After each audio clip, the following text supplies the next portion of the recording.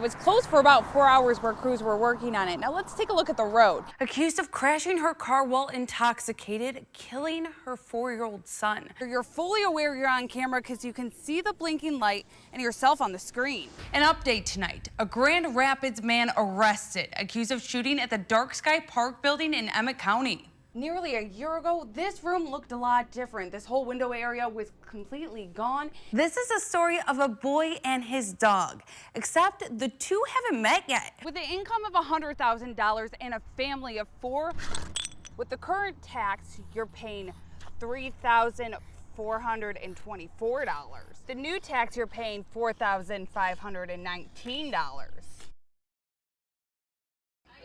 Hello, everybody. Happy Friday. So we're about 10 minutes away from the show. Weather with Joe today, right? You're going to help him out? Hi. I'm here at Kennedy Drive and 16th Avenue in East Moline, where police are investigating a shooting. Yeah. It's nothing but God's blessing. You can see, she was just surprised with the car. Walking onto the University of Iowa's campus with a notepad and Sharpie, it reads, "Me too, share your story." Hundreds of people walk by, but those who stop want to be heard. I was at Iowa Western Community College and trusted somebody and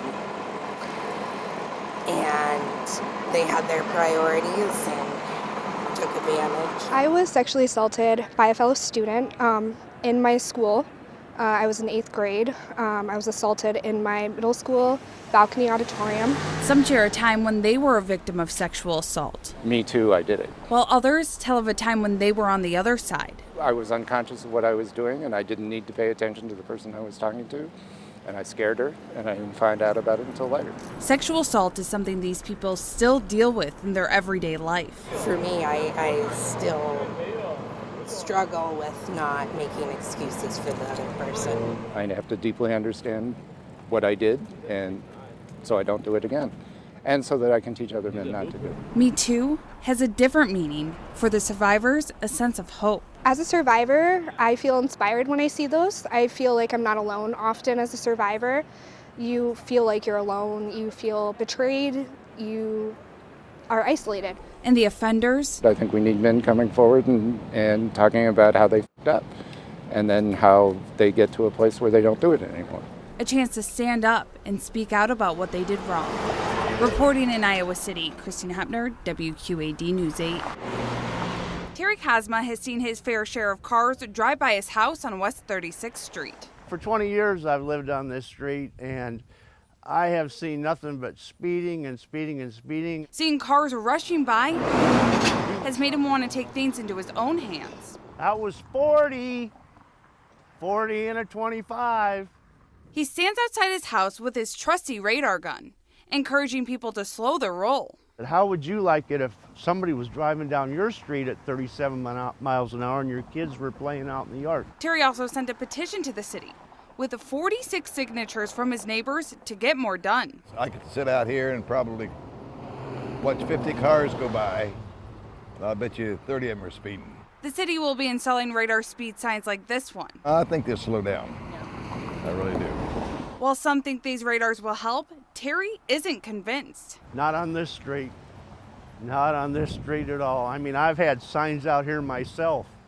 I put banners on the speed limit signs that says 25 over here, and they won't stop on this street. But is happy to finally see the city making an effort. Whatever they're doing, I'm glad they're doing it. I just hope it works. About cars racing down the street. Reporting in Davenport, Christina Hepner, WQAD News 8. Police say it started with 2 men shooting at each other in the street around the corner from here.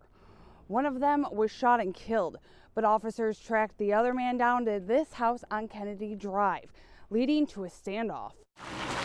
Police in armor and tactical gear surrounding this home on Kennedy Drive in East Moline. We're barricaded in the house and looking out the windows and watching it all happen. 233, go ahead. It all started around 11:20 Tuesday morning with a shooting on 15th Avenue.